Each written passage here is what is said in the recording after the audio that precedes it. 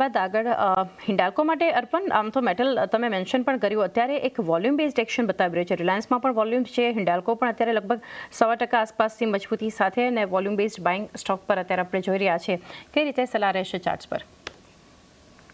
So metal two be honest આજના opening પછી એક સરપ્રાઇઝ મૂવ છે બીકોઝ ગઈકાલે એક નેગેટિવ મોમેન્ટમ સાથે તમને ક્લોઝ થતું જોવા મળ્યું હતું. આજે મોર્નિંગમાં પણ તમને ગેપ ડાઉન ઓપનિંગ ઇન્ડિકેટ કરી રહ્યું હતું, બટ મોર્નિંગમાં ઓપન થતાની સાથે જ તમને એક સ્ટ્રોંગ બાઇંગ એક્શન નીચેના લેવલથી આવતું જોવા મળી રહ્યું છે. પર્ટિક્યુલરલી હિન્ડાલ્કોની તમે જે વાત કરી, 600ના લેવલ પર મેજર કોલ રાઇટર્સનો બેઝ છે, એને પણ ક્રોસ કરીને એની ઉપર સસ્ટેન થતું જોવા મળી રહ્યું છે. So I think by the time 10 AM 10 વાગ્યા સુધીમાં અગર જો 600ની ઉપર સસ્ટેન થાય છે, that indicates કે આ સ્ટોક એક રિવર્સલ તરફ જઈ રહ્યો છે અને ઉપરની સાઈડ પર 640 થી 650 ના ટાર્ગેટ તરફ અપસાઇડના ટાર્ગેટ દેખાડી શકે છે. સો હિન્ડાલ્કોને થોડું હજુ બી હું વેઇટ કરવાનું રેકમેન્ડેશન આપીશ. યસ, રિવર્સલના સાઇન ડેફિનેટલી છે, બટ 10 વાગ્યા સુધી થોડું વેઇટ કરી લો. અગર 600ના ઉપર સસ્ટેન થાય છે તો ઉપરની સાઈડ પર 640 થી 650 ના ટાર્ગેટ માટે તમે હિન્ડાલ્કોના કાઉન્ટરને બાય કરી શકો છો.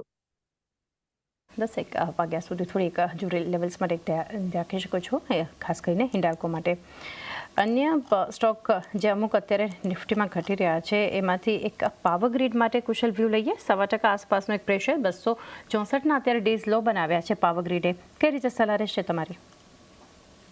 ઓલરેડી મારો વ્યૂ નેગેટિવ છે, સિમ્પલી બીકોઝ તમે પ્રાઇસ એક્શન જો ડેલી ટાઈમ ફ્રેમ પર, તો it's like a falling knife. Constantly તમારા લોઅર હાઈસ લોઅર લોના પ્રાઇસ સ્ટ્રક્ચર પર ચાલી રહ્યું છે. યસ, અને અત્યારે 50 DMA 200 DMA નો પણ એક નેગેટિવ ક્રોસઓવર છે અને ઘણું ડિસ્ટન્સ પર ટ્રેડ કરી રહ્યું છે. વોલ્ટાલિટી ઘણી હાઈ છે, તો મારી સલાહ છે કે કાઉન્ટરને ડેફિનેટલી અવોઇડ કરો, કેમ કે આમાં સેલિંગ પ્રેશર હજી પણ સસ્ટેન રહેશે, કેમ કે એક વોલ્યુમ એક્સપાન્શન જોવા મળે છે on every cell.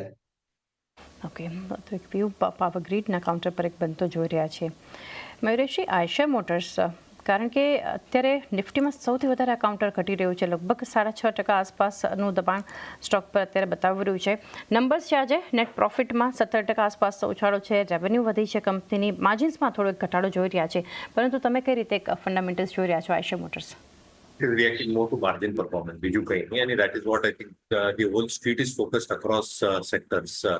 Obviously, I think a budget announcements થયા છે કે I think based on imported bikes ને કેવી રીતે આવશે ઇન્ડિયામાં in a complete format, semi-assembled formatમાં, and there are tax cuts which probably are coming through as well, and that માટે competition વધી શકશે with more lucrative opportunities as tax are probably getting reduced to a large extent. A margin ઉપર હજી pressure લાવી શકશે. I think that is the perception and expectation on the pressure that we've already seen in these quarters numbers as well. It's reacting more in terms of the margin performance at this juncture and the expected competition intensity share with tax cuts that have probably come on imported bikes. Okay, તો એક view આજે અહીંથી જોઈ રહ્યા છે આયશર motors. અત્યારે numbers બાદ તો એક ખાસું પ્રેશર બતાવી રહ્યું છે. સેમ વે બીજું એક કાઉન્ટર જ્યાં આપણને એક પ્રેશર જે છે એક અપોલો હોસ્પિટલ માટે અર્પણ વ્યૂ લઈએ. 3.5%નું દબાણ છે સ્ટોક પર અત્યારે. બધા જ ફ્રન્ટ પર નંબર્સમાં સુધાર છે. ત્યારબાદ આપણે જોઈ રહ્યા છીએ અપોલો હોસ્પિટલ ગઈકાલે મજબૂતી હતી, એક લોંગ બિલ્ડઅપ હતું, આજે થોડું પ્રોફિટ બુકિંગ બતાવી રહ્યું છે. તમે કઈ રીતે સલાહ આપશો અહીં? ચાલની એપોલો હોસ્પિટલમાં તમને એક ફ્રેશ બ્રેકડાઉન આવતું જોવા મળી રહ્યું છે. 6630ના જે સપોર્ટ લેવલ હતા એને બ્રીચ કરીને નીચે સસ્ટેન થતું તમને જોવા મળી રહ્યું છે, જે ઇન્ડિકેટ કરી રહ્યું છે કે ફર્ધર ડાઉનસ્લાઇડ તમને ડાઉનસાઇડ મોમેન્ટમ આ કાઉન્ટરમાં કન્ટિન્યુ થતું જોવા મળી શકે છે. 6500 ટુ 6440 કાઇન્ડ ઓફ ડાઉનસાઇડના લેવલ તમને આ કાઉન્ટરમાં અચીવ થતા જોવા મળી શકે છે. સો બાયસ નેગેટિવ સાઇડ પર રહેશે અને ડાઉન સાઇડમાં 6420 સુધીના ડાઉન સાઇડના ટાર્ગેટ એક્સપેક્ટ કરી શકો છો. 6420 સુધીના નીચેની તરફના લેવલ્સ બતાવી શકે છે અપોલો હોસ્પિટલ્સ. નેક્સ્ટ એક વ્યૂ મયુરેશજી, નાયકા માટે થોડું સમજીએ. સ્ટોક પર અત્યારે કોઈ વધારે એક્શન નથી, પરંતુ અને ઓપનિંગ કરતાં તો નીચે પણ આવી ગયું છે કાઉન્ટર. પ્રોફિટ બુકિંગ છે, નંબર્સ ઘણા સારા છે, પ્રોફિટ 60% વધ્યો છે, એબિટા 42% ઉછાળો, માર્જિન્સમાં ઘણું એક સુધાર, લગભગ 150 બેસિસ પોઈન્ટ સુધારતા દેખાડી રહ્યા છે. વારવાર બેસિસ પર સ્ટ્રોંગ સેટ ઓફ નંબર્સ છે નાયકા, પરંતુ કઈ રીતે સલાહ રહેશે આપની આગળ? I think whether the next quarter also they're able to deliver. And Pachu, I think the whole theme of consumption, the stock might come back in focus as we head into the first half. But at the tarikh, I think we'll still have to wait and watch the next quarter whether this performance is continued. So, our hisabe, I think just a wait and watch.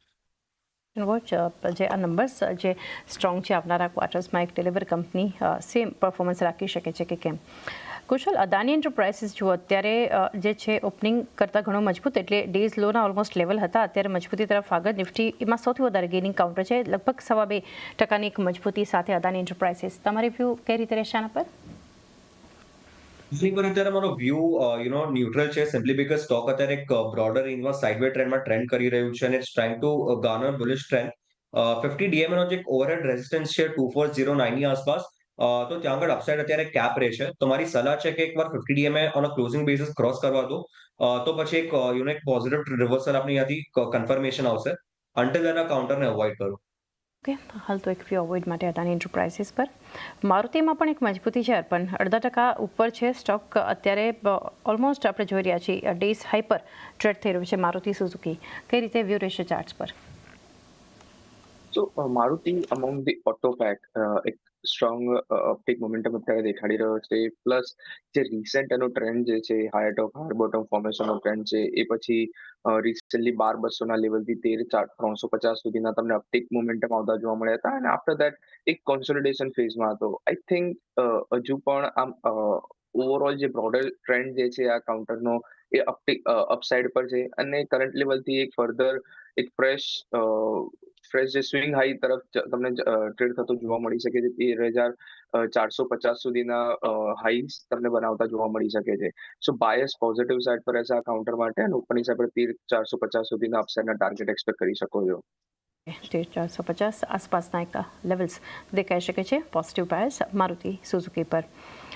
IRCTC માટે એક view લઈએ છેલ્લે મયુરેશજી. 2.5% આસપાસનું દબાણ છે. આજે કંપનીના results જે છે એ આવવાના છે, લગભગ ઘણી 7 વાયદા કંપનીઓના નંબર્સ છે આજે. એમાંથી એક IRCTC અત્યારે તો એક પ્રેશર બતાવી રહ્યું છે, ડેઝ લો પર પણ ટ્રેડ થઈ રહ્યું છે, પરંતુ કઈ રીતે સલાહ રહેશે તમારી આના પર? Underperformer રહ્યું છે, and obviously I think the expectation છે ticketing volumes and revenue should improve. We are probably heading into the busiest season. આજે તમે જે આપણું કુંભ જે ચાલ્યું છે એમાં પણ I think તમે જોશો કે I think there will be a tremendous amount of ticket bookings that have happened. But I think the busy season આવશે in the next quarter. I think that is going to be very, very interesting. Obviously, એક discretionary leadership છે and margin નું performance છે. I think it is still not getting reflected on numbers for some reason. તો જોવું પડશે I think numbers કેવી રીતે આવશે. ઓકે, તો એક વ્યૂ આગળ એક ફોકસમાં નંબર્સના ફ્રન્ટ પર પણ રાખીશું IRCTC માટે.